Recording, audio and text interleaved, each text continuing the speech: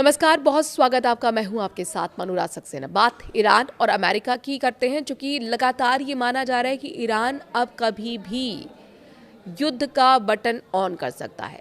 Iran के साथ बढ़ते तनाव के बीच अमेरिका ने एक ऐसा कदम उठाया है जो दिखाता है कि एक बार फिर हमला हो सकता है।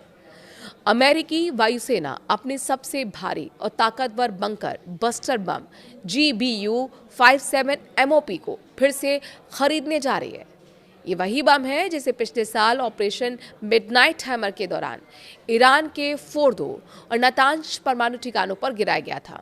यूरेशियन टाइम्स की रिपोर्ट के मुताबिक अमेरिकी दस्तावेजों में कहा गया है कि वायुसेना बोइंग के साथ करीब $100 मिलियन की डील को अंतिम रूप दे दिया गया है।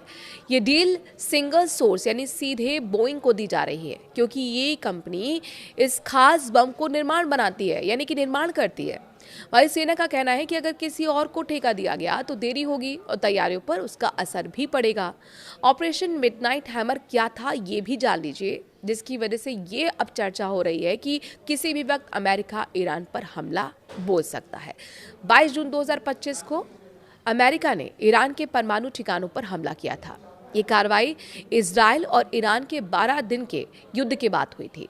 इस मिशन में 7 B-2 सेपरेट स्टिल्थ बम वर्षक विमानों का इस्तेमाल हुआ था। हर विमान ने 2 बम गिराए। कुल 14 MOP बम इस्तेमाल किए गए थे। ये बम 30,000 पाउंड यानी कि करीब 13,600 किलो वजन का होता है। इसमें 5,740 पाउंड का वॉरहेड होता है। ये मजबूत कंक्रीट को 200 फीट तक भेज सकता है। इसे खासतौर पर जमीन के नीचे बने ठिकानों, कमांडर सेंटर और परमाणु फैसिलिटी को तबाह करने के लिए बनाया गया है।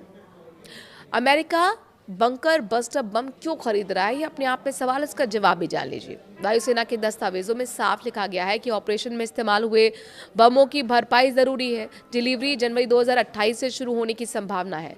हालांकि कितने बम खरीदे जाएंगे इसकी संख्या सार्वजनिक नहीं की गई है। जानकारी के मुताबिक 2015 तक अमेरिकी वायुसेना के पास कम से कम 20 MOP बम थे।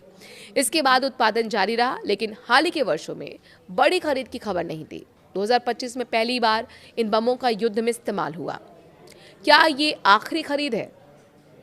अमेरिका अब नए जमाने का बंकर बस्टर विकसित कर रहा है, जिसे नेक्स्ट जनरेशन पेनिट्रेटर यानी कि NGP कहा जा रहा है।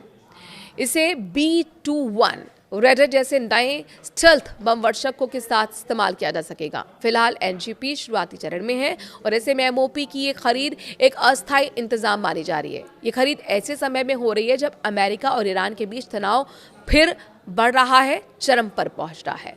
राष्ट्रपति डोनाल्ड ट्रंप ने हाल ही में कहा कि परमाणु बातचीत जारी रहनी चाहिए, लेकिन समझौता ना हुआ तो कार्रवाई होगी।